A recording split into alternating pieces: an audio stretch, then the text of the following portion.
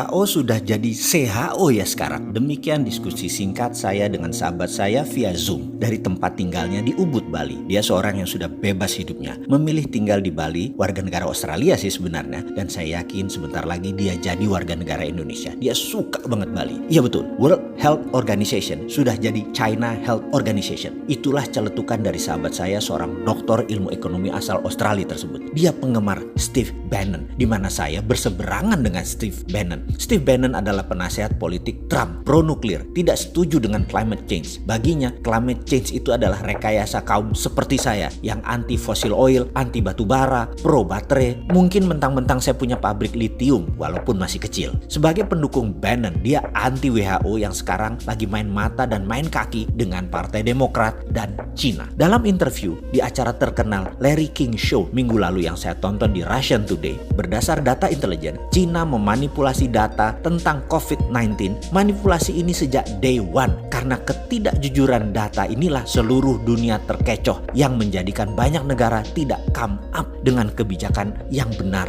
dalam menangani corona. Cina di bulan Januari dengan bos WHO melakukan false information ke seluruh dunia dengan mengatakan virus corona menyebar hanya dari animal to human, tidak bisa human ke human. Virus dikatakan hanya bisa menyebar dari binatang ke manusia, tidak bisa dari manusia ke manusia. Inilah yang membuat banyak negara jadi tidak aware mematikannya dan kecepatan penyebarannya virus corona ini. Saat ini komunitas dunia marah dengan Cina dan mungkin akan melakukan tuntutan internasional serta sanksi bagi Cina. Cina bermain dengan siapa? Dengan bos WHO, Dr. Tedros Ghebreyesus, yang menutupi fakta sebenarnya akan fatalitas corona tahap awal ini. Dikatakan bahwa tidak terlalu mematikan corona itu. Fakta berikutnya, di bulan Januari sebelum lockdown, Cina membeli 250 juta APD, alat pelindung diri, di seluruh dunia sebagai tindakan balasan atas tindakan Amerika tersebut. Bos WHO bocorkan ke Cina sehingga Cina bisa pukul balik dengan mengunci peralatan medis yang di kemudian hari, yaitu sekarang Cina buat uang besar sekaligus membalas. 250 juta APD itu adalah separuh kebutuhan APD dunia saat ini, termasuk APD dari Indonesia dibeli Cina kala itu. Ternyata begitu dunia kena, dunia tersadar karena dikatakan tidak mematikan, ternyata mematikan, sehingga dalam false information yang jadi acuan banyak negara yang melonggarkan pertahanan pandemiknya termasuk Indonesia. Ternyata begitu kita menyadari laporan dari berbagai negara selain negara maju yang sistem kesehatannya baik, tingkat kematiannya 4%-an, apalagi sistem kesehatan tidak baik bisa 9% seperti Indonesia. Dunia panik, termasuk Indonesia yang agak telat sadar dan baru ngeh bahwa ternyata corona 9% tingkat kematiannya di Indonesia. Akhirnya dunia beli balik APD tersebut dengan harga 10 kali lebih mahal. Nggak heran APD dari Cina itu buatan Indonesia kan, yang kayak kemarin itu Pak Ganjar melihat datanya. Indonesia pun jadi korban kong kali kong WHO dengan Cina. Strategi oknum WHO dan Cina ini sudah jadi perbincangan internasional. Dunia sekali lagi marah. Itu pun Indonesia masih ada aja pejabat yang membela Cina loh, dan masih nggak sadar bahwa bahaya corona. Bayangkan rencana jahat mereka kemudian itu, yaitu geng demokratnya Joe Biden CS, Clinton Foundation,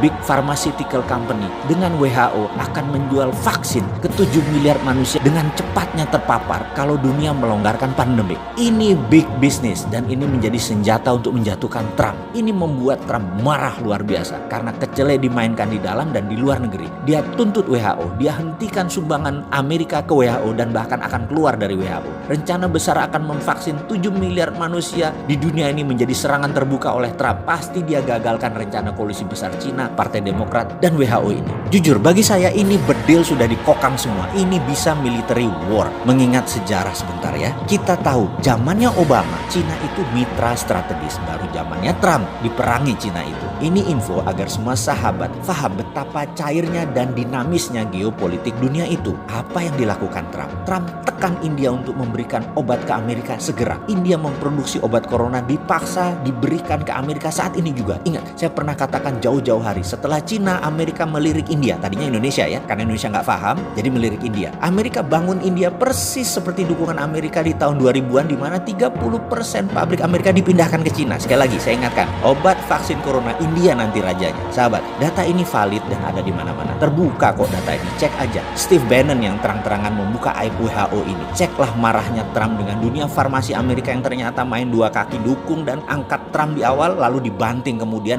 mereka pindah ke Partai Demokrat. Anthony Fauci, Director of National Institute of Allergy and Infection Disease, sebagai orang Trump di dalam penyelesaian Coronavirus Task Force, adalah orang yang bermain di 6 presiden Amerika, adalah juga orang di balik SARS dan AIDS dengan ciptaannya di Perancis. Ini salah satu yang memulai skenario biological warfare ini sejak awal dari pihak Amerika. Sekarang di COVID-19 kita sudah menemukan fakta ada pengayaan atau enrichment, ada unsur AIDS di dalamnya virus tersebut hingga menyerang imunitas korban. AIDS, SARS, COVID-19, Anthony Fauci. Sound familiar? Udah mulai nyambung? Oke, bajingan kabeh mereka itu. Inilah kejamnya dunia saat ini yang kalau kita tidak paham, ini seakan-akan hanya pandemik cacar seperti biasa. Kedepan sebaiknya kita lupakan informasi negara propaganda tersebut. Lupakan pejabat di tanah air yang melindungi bisnisnya dan koleganya, terutama yang bermitra dengan asing. Kita buat vaksin sendiri. Kita perangi pandemi COVID cara kita. Kita produksi ventilator dari sahabat Masjid Salman segera. Saya sudah pesan ventilator itu 100 unit melalui sahabat saya di sana. Bahkan kalau sahabat mau sumbang ke sahabat di Salman, silahkan saya kirim linknya. Kita perlu 1000 lebih ke depan alat ventilator ini. Ayo urunkan tangan Anda membantu sesama. Kita segera beli alat tes murah independen karya putra bangsa Indonesia di Silicon Valley, Santo Purnama. Kita selesaikan COVID gaya kita. Swasta beli langsung. Setiap orang boleh bergerak atas nama kemanusiaan. Memang gak capek bermitra sama negara jago propaganda yang meledakkan satelit Palapa N1